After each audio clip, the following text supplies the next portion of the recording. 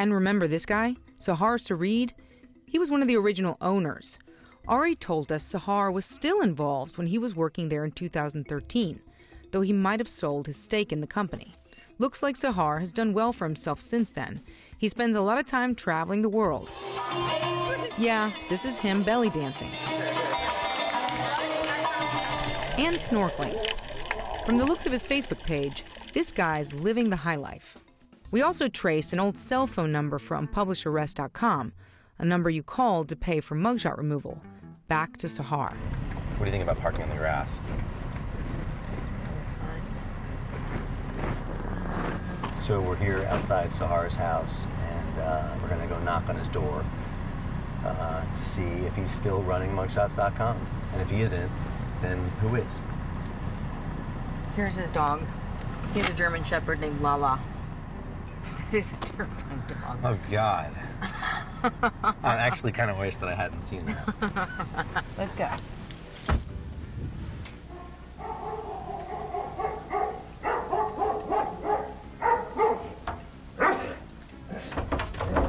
Wow, that is terrifying.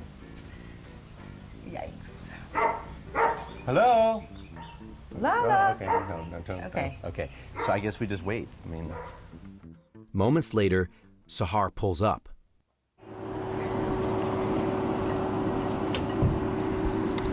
Are you Sahar? I'm Natasha Del Toro from Fusion. I've been trying to contact you for months now because we're doing an investigation. We know from our investigation that you were an owner. Are you still running the company? Hi, nice to meet you, Dan from Fusion. How are you? Sir? Why does the number for unpublishedarrest.com trace back to you? Yeah, aren't they supposed to be different companies? There's a lot of people who've been harmed by this. Innocent people. Innocent people. Well, there you have it. That was Sahar Sareed, and doesn't look like he was willing to talk to us about who's running the company or his involvement at all. So we went back to the office to regroup. Mark Epstein says he no longer works at the company. Sahar didn't want to talk, but looks like he might have sold it. So we decided to look into his business partner, Thomas Kesey, our last lead. In our investigation, we found that companies that process payments for unpublished.com are registered to Kesey's business address. Kesey is also listed as a potential owner in an Illinois lawsuit filed against mugshots.com. Turns out he's been involved in other shady businesses. According to court documents from 2006, he committed fraud in a foreign currency scheme. We definitely want to talk to this guy, but he never returned our calls. We went to knock on his door, but he lives in one of those gated communities. We're here to see Thomas Kesey, Keesee. Oh dear.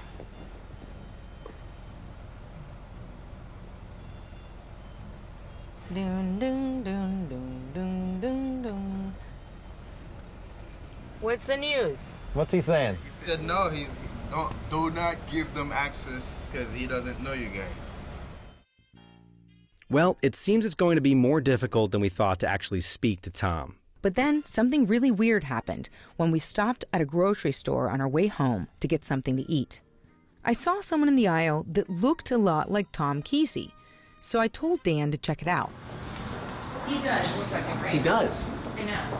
We approach the car, and I ask, "Are you Tom Kesey?" And he says no.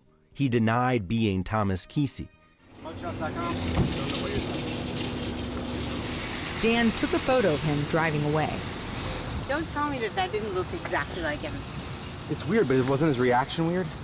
We asked around and were able to confirm that was Thomas Kesey after all. As you can see, these people are slippery. So we decided to call the Florida Attorney General's office to see if they were doing anything about the mugshot industry. We've been doing an investigation into mugshots.com. Is there someone that we could speak to now?